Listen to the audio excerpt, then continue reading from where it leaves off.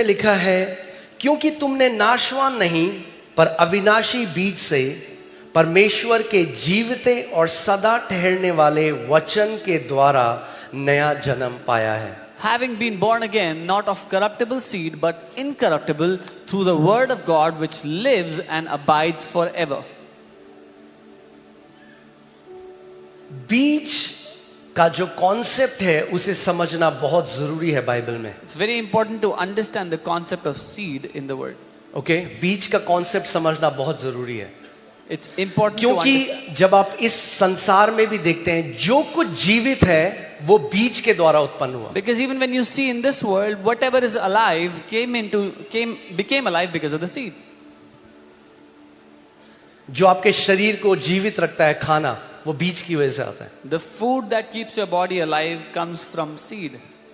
जो आप पैदा हुए, आप बीज की वजह से पैदा हुए शरीर में। You were born, your body was born because of seed. सो यहाँ पे बाइबल हमें कुछ समझाना चाह रही है So the Bible is teaching us something. that physical seed gave birth to physical body. शारीरिक बीज ने शारीरिक शरीर को उत्पन्न किया। ठीक है, और जेनेसिस 1 उसकी 11वीं आयत में लिखा है कि हर एक बीज अपने स्वरूप के अनुसार उत्पन्न करता है। Genesis 1:11 says after its own kind.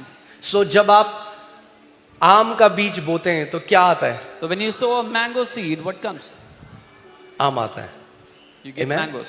क्योंकि ये परमेश्वर ने नियुक्त किया है Because- कि हर एक बीज अपने अनुसार, अपने स्वरूप के अनुसार उत्पन्न करेगा। Because God has ordained this principle that every seed will produce after its own kind.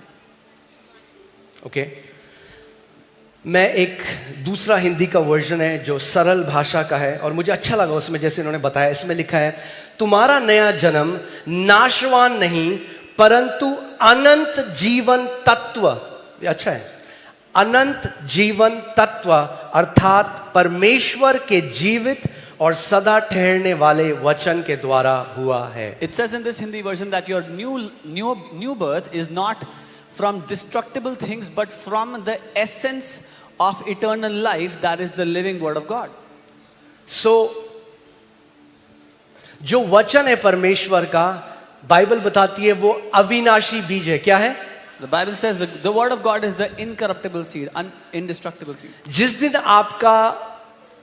जिस दिन आपने अपने माता के गर्भ में जब आप डाले गए, The day you came into your mother's womb, जिस दिन वो कंसेप्शन हुआ, The day गर्भ, of conception. जिस दिन आपकी माँ ने आपको गर्भ धारित किया, the day your mother conceived you, the day your mother conceived you, उस दिन क्या हुआ?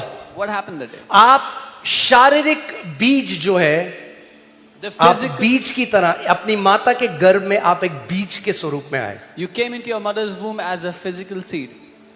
मैं चाहता हूं कि आप इस बात को सोचो, समझो, फिर हल्के हल्के हम आगे चलेंगे। So I want you to understand this so we can go forward. Okay, so जब आप अपनी माता के गर्भ में गए, आप कैसे गए? एक बीज के स्वरूप में। You came into your mother's womb as a seed.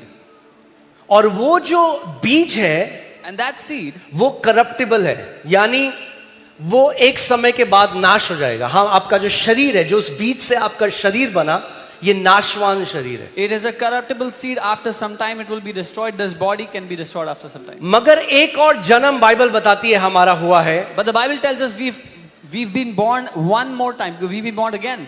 और वो नाशवान बीज से नहीं, अविनाशी बीज से आपका नया जन्म हुआ है। But this time not from a destructible or a corruptible seed, but from an incorruptible seed. Okay? Now, if every seed produces of its own kind, अगर हर एक बीज अपने ही स्वरूप में उत्पन्न करता है, and now we are born again from incorruptible seed, then that means the new born again part of you is incorruptible. और अगर अब हम उस अविनाशी बीज से पैदा हुए हैं, तो इसका ये अर्थ है जो आप नया जन्म पाए हैं वो अविनाशी जन्म है। Okay, is that clear? Right? So you have a physical seed आप एक शारीरिक बीज से, and you have the seed, incorruptible seed of God's word. लेकिन अब आप परमेश्वर के अविनाशी बीज से उत्पन्न हुए हो। और बाइबल हमें वहां नहीं जाएंगे, वो कभी और का टॉपिक है, बट बाइबल 1 कुरिन्थियों 15 अध्याय में बताती है कि जो बीज आपके अंदर है वो अब बढ़ रहा है और बढ़ते बढ़ते एक दिन ऐसा आएगा कि वो अविनाशी बीज आपकी नाशवान देह को निगल जाएगा। And 1 Corinthians 15, it talks about that seed of God that is in you now is growing, and one day it will grow to the extent where the incorruptible will swallow the corruptible. Immortality will swallow the mortality. Okay, so इसीलिए kingdom, परमेश्वर का जो राज्य है वो अलग है। Which is why the kingdom of God is very different. इसीलिए ये इस बारे में नहीं है कि परमेश्वर आखिरी में आपको तराजू में रखेगा, ये इसके बारे में है किसके अंदर परमेश्वर का बीज है या उसका बीज नहीं है। This is why this message is not about at the end God will put you on a weighing scale, but that the fact that at the end who has the seed of God and who does not.